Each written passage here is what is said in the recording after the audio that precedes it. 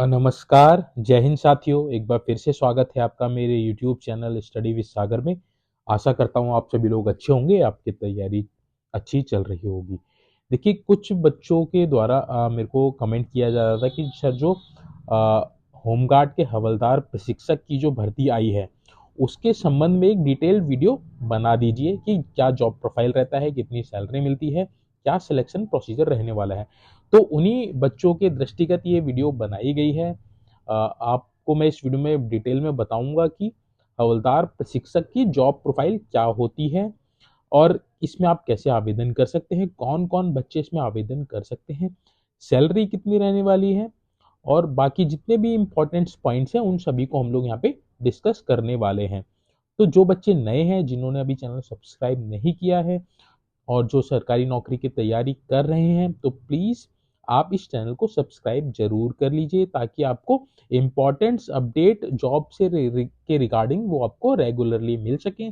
साथ में देखिए, करंट अफेयर्स और जीके और रीजनिंग और मैथ्स की क्लासेस भी रेगुलर बेसिस पे यहाँ पे अपलोड की जाती हैं बहुत ही इजी वे में, जिससे आपको आपका एग्जाम क्रैक करने में भी बहुत मदद मिलेगी। तो प्लीज़ आप चैनल को सब्सक्राइब कर लीजिएगा।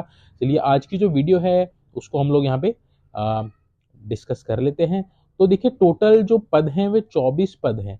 24 पद हैं आपके होमगार्ड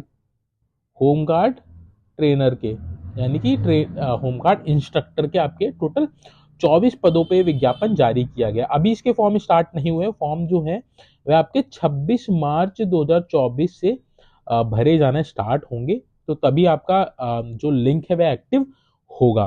तो ये जो विज्ञापन है 15 मार्च 2024 को प्रकाशित हुआ था।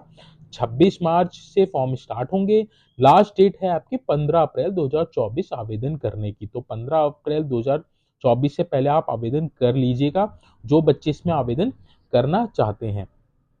और देखिए, उसके बाद अगर आपका कोई संशोधन आप करना चाहते हैं तो उसके लिए एक बार विंडो खुलेगी आपका 19 अप्रैल से 21 अप्रैल के बीच। इसमें आप करेक्शन कर सकते हैं अगर आपके फॉर्म में कुछ गलत हो जाता है तो देखिए, टोटल जो ये पद हैं, टोटल 24 पद हैं। समूह गौ के माध्यम से भर्ती कराई जा रही है और 24 जो पद हैं आपके हवलदार प्रशिक्षक होमगार्ड के रहने वाले हैं, यानी कि होमगार्ड हवलदार प्रशिक्षक के 24 पद रहने वाले हैं। आवेदन देखिए ऑनलाइन ही आप आवेदन करेंगे। वेबसाइट आपकी यहाँ पे दे रखी है www.sssc.uk.gov.in। तो इस वेबसाइट पे जाके आप आवेदन करिएगा। कब आप जाएंगे? 26 मार्च को आप जाएंगे इस वेबसाइट पे। ऑनलाइन मोड से ही आप इसमें आवेदन कर सकते हैं। अब देखिए, यहाँ पे हम पदों की बात कर लेते हैं कि कितने पद हैं। जो आपका जॉब का नेचर है वह कैसा रहने वाला है। टोटल आपके 24 पद हैं हवलदार प्रशिक्षक होमगार्ड के। अब इसमें कैटेगरी वाइज हम लोग देख लेते हैं। तो देखिए, एससी के 2 पद हैं जिसमें से एक महिला का आरक्षण। तो महिला और पुरुष दोनों के लिए ही ये जॉब है, तो दोनों ही इसमें आवेदन कर सकते हैं। एसटी की कोई भी सीट रिजर्व नहीं है, बट आप आवेदन कर सकते हैं। ओबीसी के 5 पद हैं। 5 में से एक आपका वुमेन का है, एक आपका भूतपूर्व सॉरी हाँ एक आपका भूतपूर्व सैनिक का है। नेक्स्ट आपका ईडब्ल्यूएस के 2 पद हैं टोटल, जिसमें से एक महिला का है। अनरिजर्व कैटेगरी के 15 पद हैं, जिसमें से 4 महिलाओं के हैं, एक अनाथ का है। तो टोटल आपके 24 पद इसमें रहने वाले हैं। 24 में से 7 पद महिलाओं के लिए, तो महिलाओं के लिए भी बहुत अच्छी अपॉर्चुनिटी है। 7 पद महिलाओं के लिए हैं, एक पद भूतपूर्व सैनिक के लिए, एक पद ऑर्फन के लिए रहने वाला है। तो ये आपका पद का विवरण था। अब देखिए, वेतनमान की बात कर ले तो वेतनमान देखिए, इसका जो बेसिक पे है 19,900 से लेकर आपका 63,200, जो अभी स्केलर की भर्ती आई है तो उसके इक्विवेलेंट ही ये आपकी पोस्ट है। लेवल 2 की ये जॉब है। लेवल 2 की ये जॉब है, तो इन हैंड आपके 25 से 26,000 सैलरी आपको मिल जाएगी। तो सैलरी ठीक ठाक है, उतनी बुरी नहीं है। तो आप आवेदन कीजिएगा। आयु की बात करें तो 18 से 35 वर्ष के बच्चे इसमें आवेदन कर सकते हैं। एससी, एसटी, ओबीसी के बच्चों को 5 साल का एक्सटेंशन मिलेगा, यानी कि 40 साल तक के एससी, एसटी, ओबीसी के बच्चे इसमें आवेदन कर सकते हैं। राजपत्र टाइप की जॉब है और स्थायी जॉब है, टेम्परेरी नहीं है, स्थायी जॉब है। अंशदायी पेंशन युक्त है, यानी कि एनपीएस पेंशन सिस्टम इसमें लागू है। अब देखिए, बात कर लेते हैं शैक्षिक अर्हता की। तो शैक्षिक अर्हता किसी भी मान्यता प्राप्त संस्थान से इंटरमीडिएट यानी कि 12th पास होना आपका जरूरी है, सब्जेक्ट कोई भी हो कोई दिक्कत नहीं है।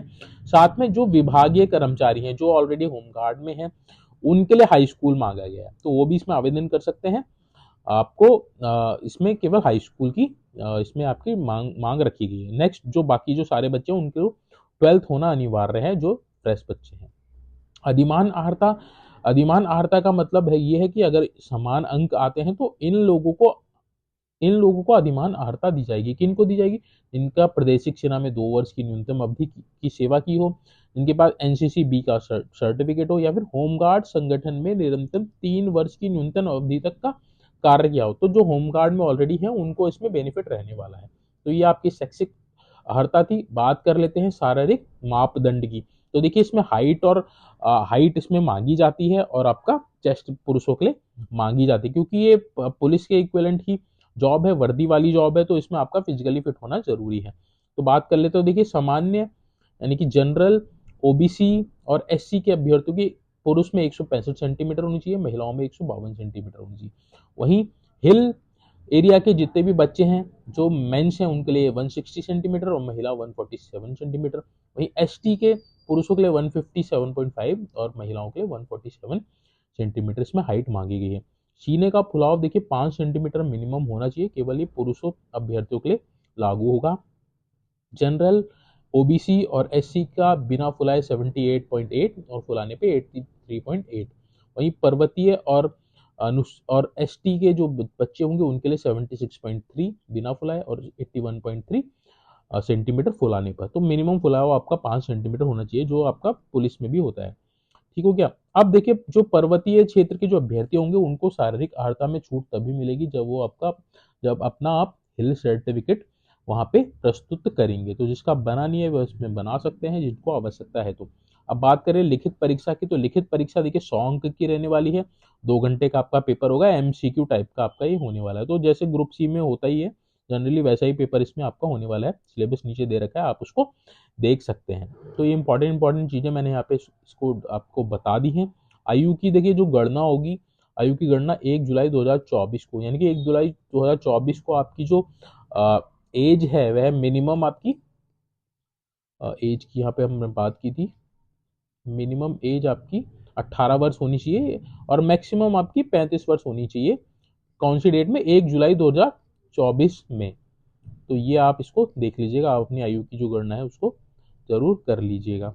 बाकी आप देख लीजिएगा इसमें इसमें बाकी सब वही है। जिसने उत्तराखंड से 10th-12th कर रखा है वह भी आवेदन कर सकते हैं। जो उत्तराखंड के मूल निवासी हैं, स्थायी निवासी है, वह भी आवेदन कर सकते हैं। या फिर जिनके माता पिता कहीं उत्तराखंड में रहकर कोई केंद्र सरकार की नौकरी कर रहे हैं तो वो भी इसमें आवेदन कर सकते हैं। तो इसको आप एक बार देख लीजिएगा, सेम ही है जो अन्य परीक्षाओं के लिए मांगा जाता है। जो बच्चे पहले ही किसी सेवा में हैं उनको विभाग से एनओसी लेनी पड़ेगी। अगर वो किसी अदर डिपार्टमेंट में और अप्लाई कर रहे हैं तो अपने विभाग से एनओसी के लिए आप अप्लाई जरूर कर दीजिएगा। तो ये सारी चीजें हैं।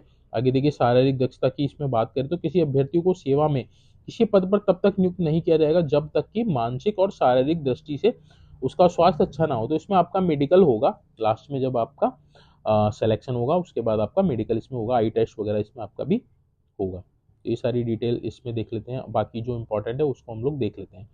इसमें देखिए जो फीस की बात करें तो आपका अनरिजर्व कैटेगरी और ओबीसी के लिए 300 रुपये फीस रखी गई है। वहीं एससी, एसटी और ईडब्ल्यूएस के लिए 150 रुपये फीस है। दिव्यांगजन के लिए 150 है और ऑर्फन के लिए कोई भी फीस इसमें नहीं रखी है। तो फीस का विवरण यहाँ पे आपका दे दिया है, तो इसको आप ऑनलाइन ही पेमेंट कर सकते हैं, इसमें कोई दिक्कत नहीं है। नेक्स्ट एक बार हम लोग इसका सिलेबस भी देख लेते हैं कि सिलेबस कैसा दे रखा है। तो सिलेबस इसमें काफ़ी दे रखा है कि 20 नंबर की आपकी हिंदी आएगी, सामान्य हिंदी आपकी 20 नंबर की आएगी। इसमें यहाँ पे टॉपिक दे रखे हैं भाषा एवं हिंदी भाषा, हिंदी वर्णमाला, वर्ण विचार, शब्द विचार, संधि। तो ये ऑलमोस्ट सिलेबस आपका जो समूह गौ का सिलेबस है, जो आपका पुलिस कांस्टेबल इन सब का रहता है, वही सिलेबस इसका रहने वाला है। तो आप इसको देख लीजिएगा। यहाँ पे रीजनिंग है, देखिए 20 नंबर की आपकी हिंदी आएगी। बाकी जो आपका है बाकी जो है आपका रीजनिंग, आपका कंप्यूटर और आपका हिस्ट्री, ज्योग्राफी और उत्तराखंड, ये आपका 80 नंबर का आपका रहने वाला है। इन लोगों ने कहीं पे मेंशन नहीं किया कि कितने कितने मार्क्स का ये आएगा। तो आप इसको एक बार देख लीजिएगा, सिलेबस जरूर देख लीजिएगा। क्योंकि आपने जो पढ़ना है आप अपने सिलेबस के अकॉर्डिंग ही पढ़िएगा। तो ये था डिटेल्ड नोटिफिकेशन जो बताया गया है, जो आपका दिया गया। अब हम बात कर लेते हैं जॉब प्रोफाइल के बारे में, जिसके बारे में कई बच्चे इसमें मेरे को रिक्वेस्ट कर रहे थे कि सर इसकी जॉब प्रोफाइल के बारे में बताइए। तो देखिए लेवल 2 की ये जॉब है, लेवल 2 की जॉब है। आपका 19,900 इसमें बेसिक रहने वाला है, जो आपका लगभग आपको 25 से 26,000 इन हैंड सैलरी मिल जाएगी। वैसे तो ग्रॉस पे आपकी 30 प्लस बनेगी, बट आपका जो इन हैंड सैलरी मिलेगी 25 से 26,000 रुपये ही मिलने वाली है। तो अच्छी खासी इसमें सैलरी है। जॉब प्रोफाइल की बात करें तो देखिए जो होमगार्ड की जो ट्रेनिंग होती है, होमगार्ड की जो ट्रेनिंग होती है, उनके जो ट्रेनर होते हैं, उनके जो ट्रेनर होते हैं उनकी ये जॉब है। मतलब ये ट्रेनर की जॉब रहने वाली है, होमगार्ड ट्रेनर की, होमगार्ड इंस्ट्रक्टर की ये आपकी जॉब रहने वाली है।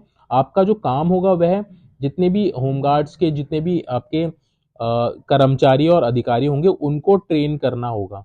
तो सबसे पहले आपको ही ट्रेनिंग दी जाएगी, उसके बाद जब आप ट्रेंड हो जाएंगे, जब आपकी ट्रेनिंग पूरी हो जाएगी, जब आप नियुक्त हो जाएंगे, तो उसके बाद जितने भी बैच आएंगे होमगार्ड की, जितनी भी भर्ती होंगी, उनको आपको ट्रेनिंग देनी होती है। ट्रेनिंग में आपका देखिए आईटी पीटी इन सभी की क्लासेस इसमें चलती हैं, और ये सब आपको इनको ट्रेंड करना पड़ेगा। जो भी आपके लॉ एंड ऑर्डर ड्यूटीज होती हैं उन सभी की आपको नॉलेज दिलवाई जाएगी जब आप ट्रेनिंग करेंगे, क्योंकि आपने आगे चल के ट्रेनिंग देनी है, आपने होमगार्ड को ट्रेंड करना है। तो ये आपकी जॉब प्रोफाइल रहने वाली है। बाकी देखिए जरूरी नहीं कि आपने ट्रेनिंग ही देनी है, उसके बाद आपको जितनी भी लॉ एंड ऑर्डर ड्यूटीज़ होती है उन सभी की बारे में जानकारी दी जाएगी। आपको कभी भी लॉ एंड ऑर्डर ड्यूटीज़ में लगाया जा सकता है। और साथ में जो आपकी पोस्टिंग रहेगी वह होमगार्ड का जो ट्रेनिंग सेंटर रहेगा, होमगार्ड का जो ट्रेनिंग सेंटर रहेगा यानी कि प्रशिक्षण केंद्र रहेगा, वहाँ पे आपकी पोस्टिंग रहने वाली है। आपकी एज ए ट्रेनर आप वहाँ पे रहेंगे। तो आपको परेड भी करवानी है, परेड भी करवानी होती है। जितने भी होमगार्ड्स रहेंगे उनको परेड भी करवानी है, परेड की जो सिखलाई होती है वो भी करवानी है। उनको राइफल की ट्रेनिंग जो होती है, आजकल राइफल की ट्रेनिंग होती है, तो राइफल की ट्रेनिंग भी दिलवानी है आपने। और आपका आजकल देखिए सब कुछ टेक्निकल हो गया, तो आपको कंप्यूटर वगैरह इन सब की भी नॉलेज होनी चाहिए। तो कंप्यूटर की भी आपको ट्रेनिंग करवाई जाएगी, ताकि आप फ्यूचर में जब आप होमगार्ड्स को ट्रेन करेंगे तो आप उनको भी ट्रेनिंग दे सकें।